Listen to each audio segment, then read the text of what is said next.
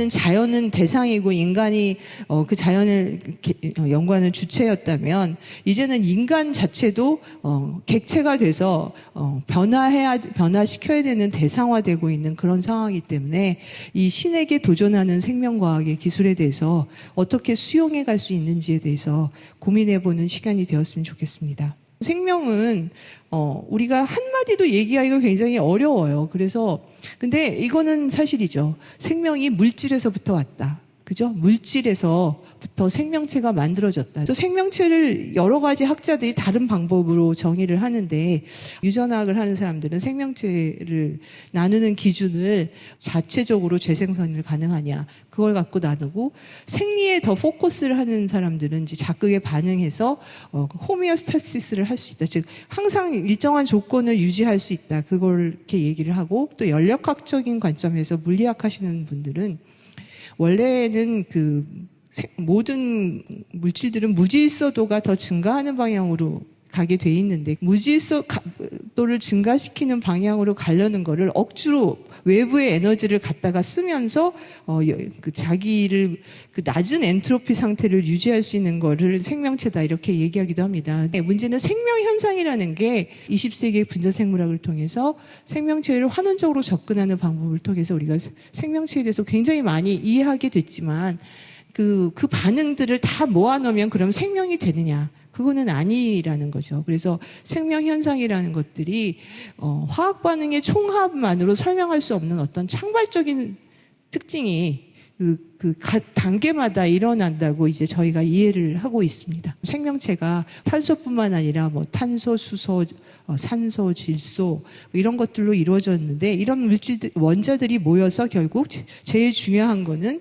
우리 몸을 뜯어보면 단백질, 핵산, 지질, 탄수화물 이런 것들로 이루어져 있고 그 단백질이나 핵산이나 지질이나 탄수화물 같은 것들이 자발적으로 모여져서 물질이 되는 사건이 지구 역사에서 한 번 일어났고 어떻게 일어났는지는 우리가 잘 아직 이해를 못하고 있지만 그 뒤에는 이 생명이 계속 리프로덕션 되면서 이볼루션을 진행해서 이제 오늘까지 이르게 된 걸로 우리가 생각을 할 수가 있습니다.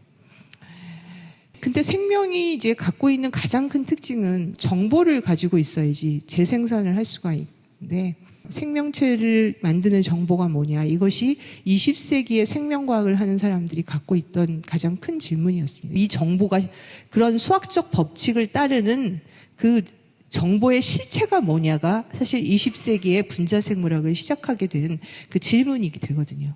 콩 심은 데 콩 나고 팥 심은 데 팥 난다. 이거 굉장히 생명과학적인 멘트입니다. 즉 콩은 콩의 정보를 갖고 있고 팥은 팥의 정보를 갖고 있다 이런 얘기죠. 즉 정보가 그 개체를 특이성을 만들어낸다는 얘기예요. 이제는 모든 사람이 이 정보가 DNA라는 것을 알고 있습니다.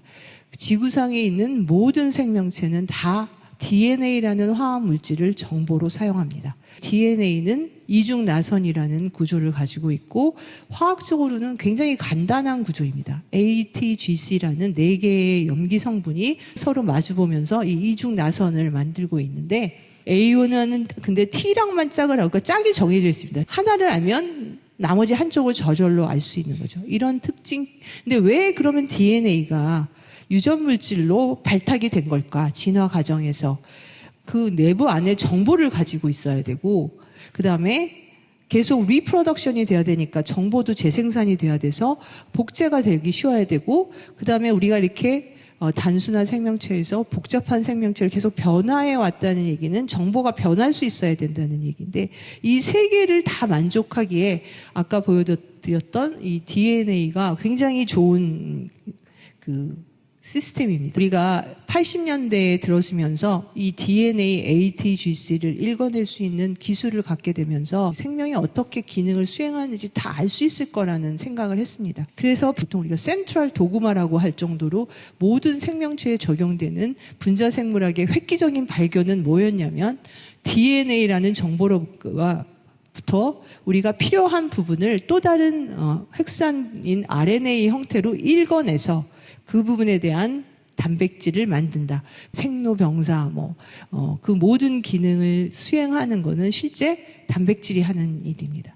즉 DNA는 정보를 제공하고 실제 일은 단백질이 하는 그런 이것이 모든 지구상에 있는 모든 생명체가 생명을 유지하는 방법인 것을 분자생물학에서 밝혀내게 됩니다. 이걸 다 읽어내면 생명체의 비밀을 알 수 있을 거라고 생각해서 1990년부터 그 휴먼 지놈 프로젝트가 미국에서 진행이 됩니다. 그래서 이걸 다 읽고 보니까 어떤 특징이 있었냐면 인간은 굉장히 복잡한 생명체니까 유전자가 굉장히 많을 줄 알았는데 한 2만 개 정도의 유전자를 갖고 있을 거라고 생각을 합니다. 보통 지렁이도 한 2만 개 가지고 있습니다. 그런데 유전자에 해당하는 부분이 전체 길이 중에서 1% 정도밖에 안 되는 거예요. 그러니까 나머지 99%는 도대체 뭐 하는 거냐, 그런 질문이 생기죠. 지난 10여 년간의 연구 끝에 80% 이상이 스위치다라는 것을 알아냈어요. 그러니까 그 유전자 개수는 적은데 사람은 스위치가 굉장히 정교하고 복잡한 그런 개체 오르가니즘이라는 거죠. 저는 유전체 프로젝트가 굉장히 중요했다고 생각을 하는 게 그 유전체 프로젝트를 읽고 나서 우리가 환원적인 접근으로 그 생명체를 이해하는 것이 한계가 있다는 것을 알게 된 거죠. 다니엘 노블이라는 학자는 전체가 만들어내는 하모니 속에서 나오는 현상이지 하나하나 개인의 유전자로서 생명 현상을 설명하기는 힘들다, 그런 얘기를 하게 되고, 이제 그래서 생명체 전체를 다른 시각에서 전체 시스템으로 바라보자, 이런 이제 새로운 생명관이 필요하다, 그런 이야기들이 과학자들 사이에서도 많이 대두가 되게 됩니다. 이 크랙 벤터라는 과학자가 이제 유전체 프로젝트가 끝난 다음에 곧 이제 합성생물학의 시대가 온다, 그렇게 얘기를 하면서 이 정보들을 조합해서 생명체를 만들어낼 수 있게 될 거라고 생각을 하기 시작한 거죠. 실제 이 시대는 우리가 생각하는 것보다 훨씬 더 빨리 왔습니다. 인간의 의지대로 여기에 있는 유전자를 저기다 집어넣고 그런 이제 일을 할 수 있게 되는 거죠. 인슐린 같이 굉장히 비쌌던 약을 세균한테 유전자를 집어넣었고 엄청 싸게 많이 빨리 만들어내게 될 수 있다던가, 그다음에 뭐 잘 썩지 않는 토마토라든지 무슨 콩이라든지 뭐 그다음에 심지어 빨리 자라는 뭐 연어라든지 생명체 유전자 한두 개 집어넣고 그런 단계가 아니라 새로운 그 생명체를 디자인하는 그런 새로운 시대로 이제 우리가 움직여 가게 되고, 그거를 합성생물학이라고 크게 우리가 얘기를 합니다. 이게 생명체를 만들어내는 거기 때문에 엔지니어링에 더 가깝고 다양한 전공의 사람들이 같이 참여를 해서 가능하게 되는 그런 이제 그 학문 분야인데, DNA 그러니까 유전 정보 전체를 굉장히 빨리 읽어내게 되고 싸게 읽어내게 돼서 우리가 많은 정보를 축적을 했고 그 정확도도 증가하고, 그래서 우리가 얼마든지 유전 정보의 많은 부분을 실험실에서 합성해서 만들 수 있게 된 거죠. 합성 생물학이 뭐 여러 가지 얘기를 하는데, 하나는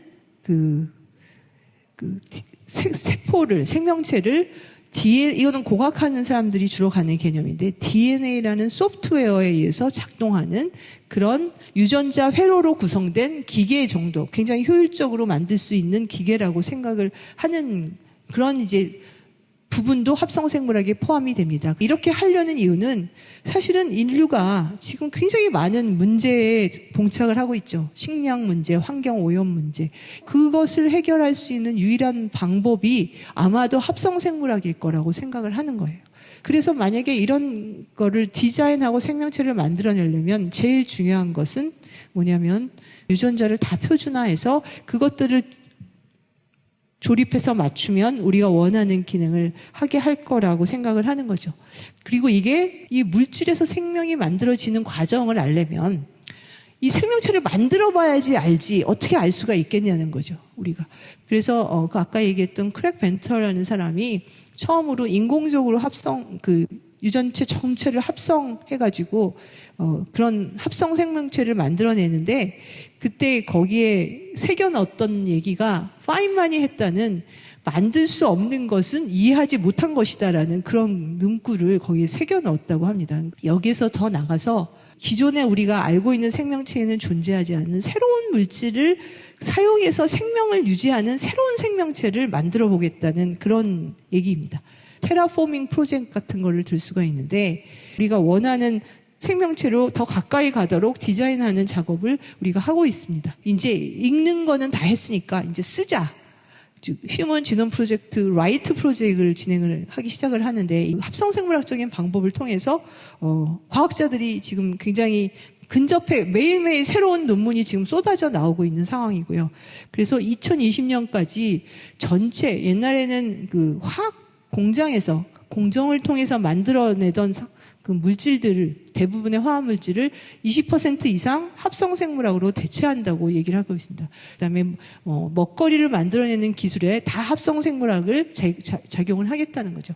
그 실을 만들 수 있는 세균을 설계를 해서 그 세균이 만들어낸 실로 옷감을 만들어서 옷을 만들었다. 그것뿐만 아니라 가장 중요한 거는 알테미신이라는 그 말라리아 치료제가 개똥쑥이라는 그 아주 희귀한 한약재에 조금 들어있다는 게 여성 과학자가 밝혀서 노벨상을 받았는데, 공정을 디자인을 해갖고 그 이스트에 이 공정을 주입을 해가지고 알테미신을 굉장히 싼 값에 생산을 해서 공급을 하기 시작했거든요.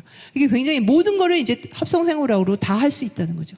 이렇게 합성생물학이 폭발적으로 발전하고 있는 상황에서 크리스퍼라는 새로운 유전자적인 그 도구가 발명이 됩니다. 크리스퍼라는 것은 그 DNA를 자를 수 있는 가위입니다. 단백질인데 그런 기능을 한다고 해서 이걸 비유적으로 얘기하는 건데, 유전체 전체에서 원하는 부분을 잘라낼 수 있는 가위가 우리가 발견을 하게 됩니다. 13년에. 그래서 얘는 특정한 시퀀스, DNA 염기 서열을 찾아가서 인식을 한 다음 캐스9이라는 단백질을 데리고 다니면서 자기가 정확하게 매치해서 인식한 부분만을 자르게 되기 때문에 정확도가 굉장히 높습니다. 이게 모든 거의 생명체에 적용이 됐습니다. 이것을 우리가 DNA 혁명이라고 보통 얘기를 했습니다. 2015년에 서울대학교의 김진수 교수님이 연변대 교수와 함께 이 굉장히 근육질의 돼지, 특정한 유전자 하나를 잘라내서 이런 이제 굉장히 근육질 돼지를 만드는 데 성공을 하는 거죠.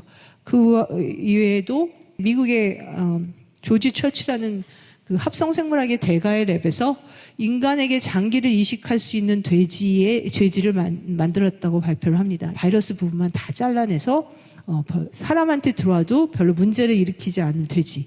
그래서 이런 이제 가능하고, 이게 인간의 세포에 적용이 돼서 사실 유전자 치료를 하는데 많이 이용이 됐습니다. 최근에는 세포 치료제라고 해서 그 소아암 환자들의 면역 세포를 꺼내서 암 세포를 잘 공격할 수 있도록 유전자 가위 기술로 유전체 정보를 변형시켜가지고 다시 그 면역 세포를 환자에게 넣어주는 방법이 FDA에서 승인을 받고 지금 치료제로 개발되고 있습니다.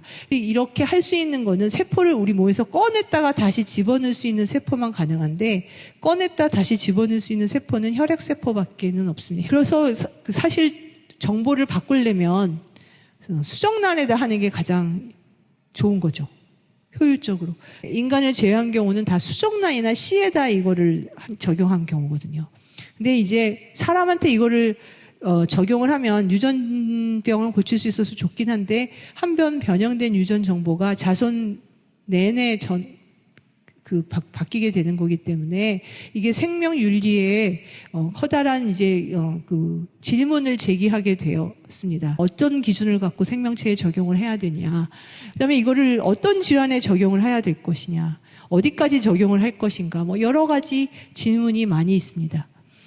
그다음에 이제 우리가 가장 이제 철학적인 질문은, 우리가 효용을 추구해야 될 것이냐, 아니면 우리가 생명이 갖는 가치를 추구하는 것이 맞느냐. 새로운 테크놀로지와 산업 변화의 추세가 그 실제 생명과학에서 어떻게 적용되고 있는지를 이제 다시 여기서 한번 생각을 해보시면 좋을 것 같고요. 이게 우리가 어떤 생각을 하면서 지금 이 현재를 살아야 되는 거고, 또 어떻게 과학기술의 이 변화를 받아들여야 되는 건지, 그런 생각을 해봤으면 좋겠습니다. 황무지의 그 서론에 그 쿠마의 무녀 이야기가 나오는데, 이 무녀가 아폴로 신의 사랑을 받아서 소원을 들어준다고 하니까 아폴로 신에게 모래를 이렇게 주면서 이만큼 살게 해달라고 그랬대요. 이 모래알 만큼 살게 해달라고 해서 엄청나게 오래 살게 됐는데 계속 이제 늙어가고 추러가고 그러다가 결국은 너무 줄어들어서 목소리만 남게 되는데,